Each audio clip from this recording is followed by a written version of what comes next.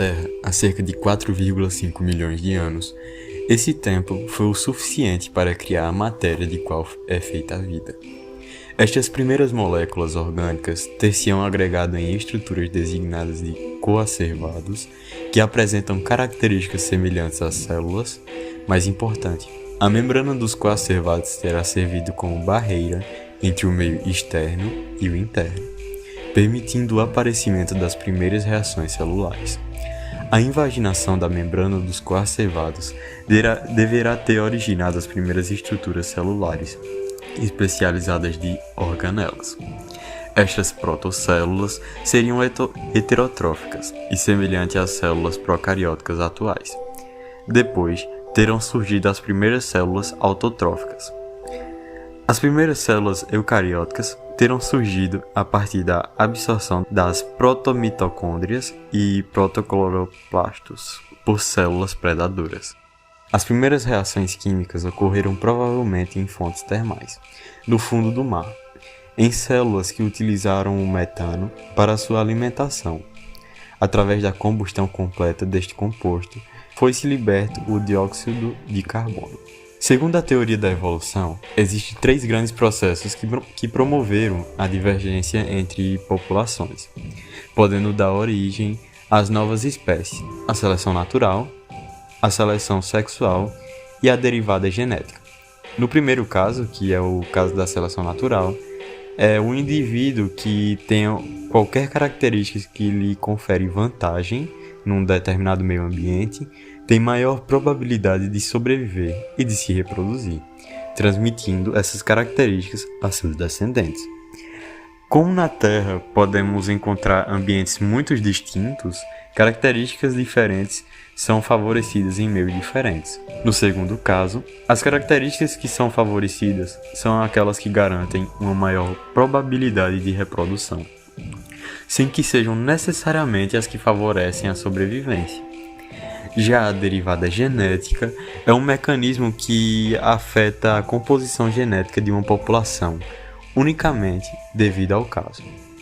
Ou seja, contribui para uma possível divergência entre as populações, mas não influencia nem a capacidade de sobreviver, nem a de reproduzir. Essa diversificação de organismo originou os 3 reinos primários: Eucária, Eubactéria e Archaebactéria.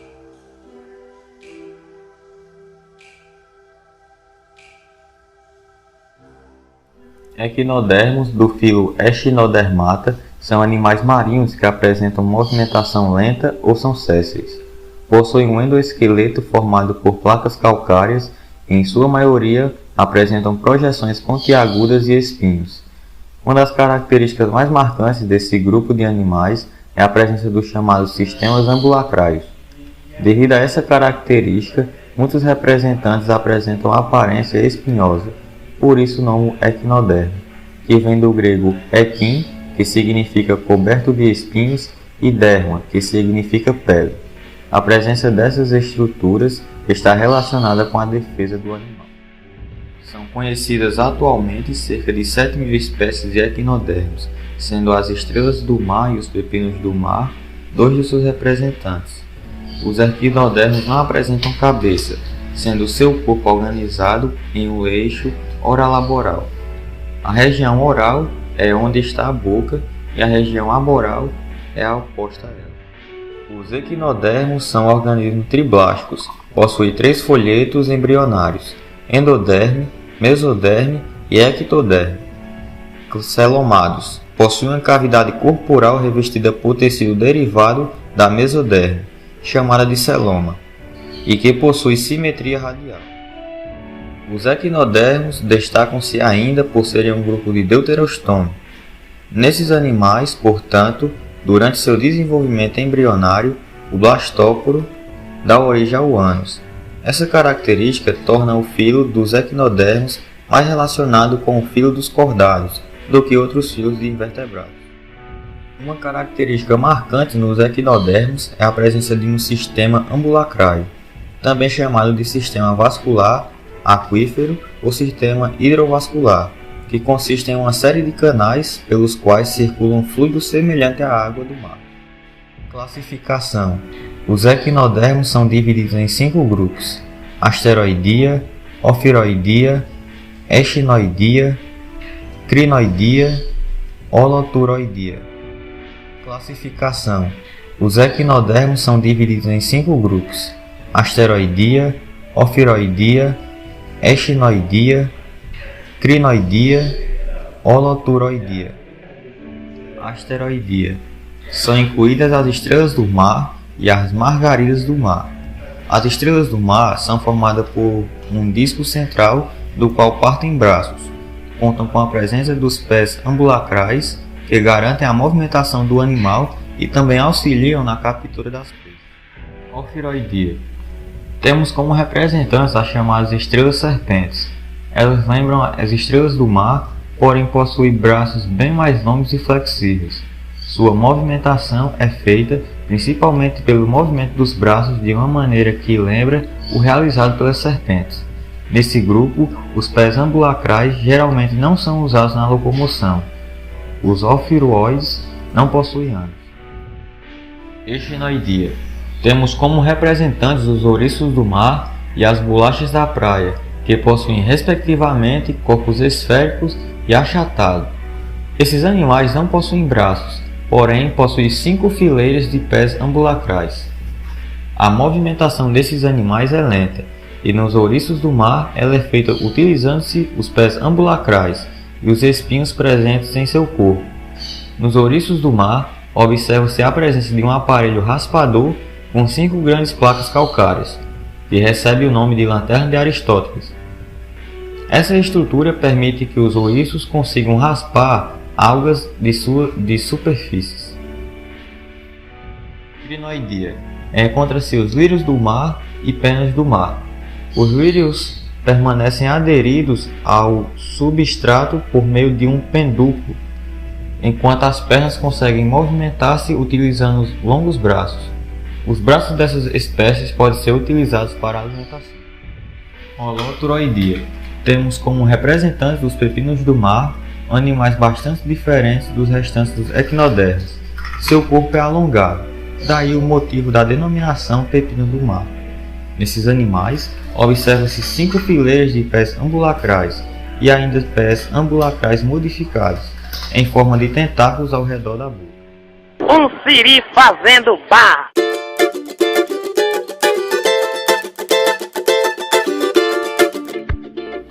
Artrópodes são animais dotados de patas articuladas e que possuem um exoesqueleto nitidamente segmentado.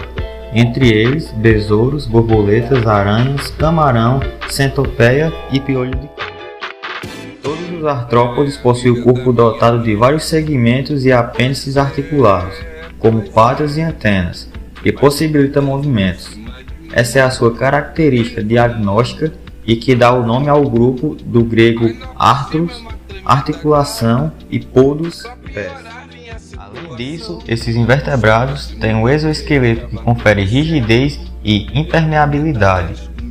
O exoesqueleto é constituído de quitina, um polissacarídeo nitrogenado, e nos crustáceos recebe deposições de carbono de cálcio, tornando-se ainda mais resistente.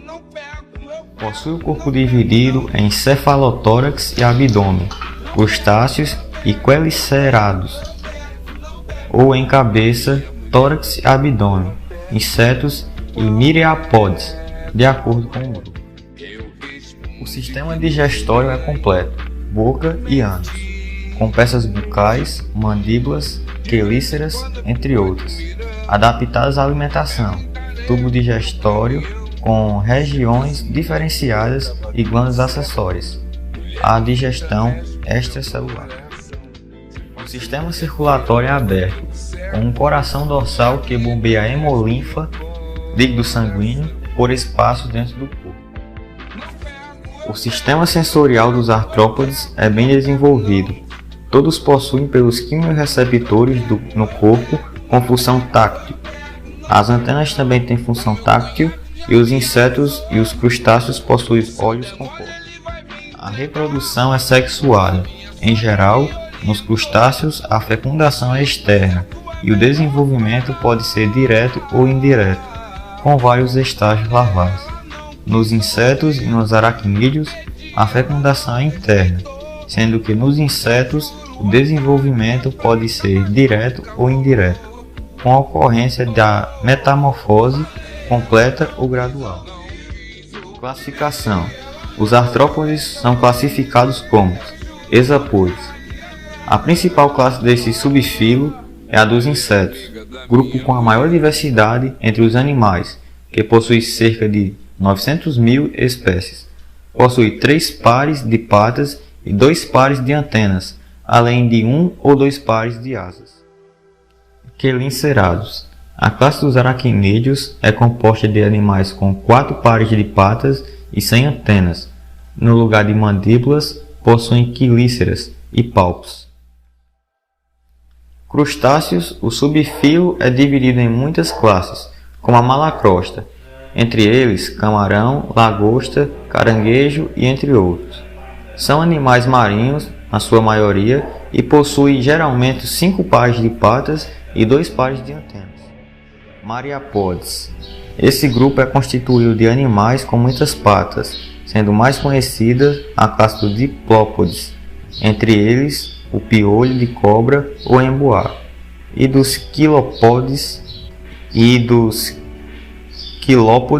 entre eles a lacraia ou centopeia.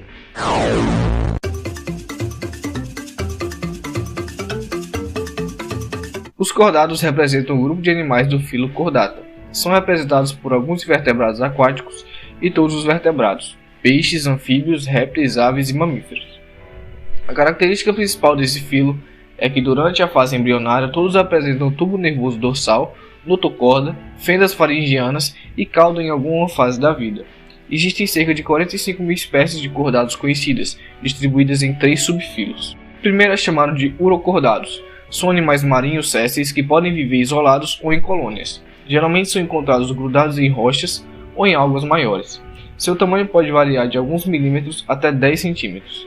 Seus representantes são as salpas e as astíadas. O segundo subfilo é chamado de cefalocordados. São animais marinhos que têm um corpo achatado lateralmente, afilado nas extremidades e medem poucos centímetros. Enterram-se na areia em posição vertical e deixam apenas a boca exposta, mas podem nadar em águas rasas. Em geral, sua anatomia se assemelha com a de um peixe, porém, não possuem uma cabeça diferenciada. Uma característica marcante desse grupo é a presença de uma boca rodeada por filamentos, chamados de cios bucais. O terceiro e último subfilo é o dos craniatas, que são os animais vertebrados. Uma característica marcante dos craniados é a presença de um endoesqueleto, uma estrutura que protege o sistema nervoso central e permite a movimentação do corpo, integrando-se ao sistema muscular. Os craniatas são divididos em 2 grupos, os agnatas, que são os animais sem mandíbula, com poucas espécies e 2 classes, e os gnatostomata, que são os animais com mandíbula, composto por variadas espécies, os peixes cartilaginosos, peixes ósseos, peixes de nadadeiras lobadas, peixes pulmonados, os anfíbios, répteis, aves e os mamíferos.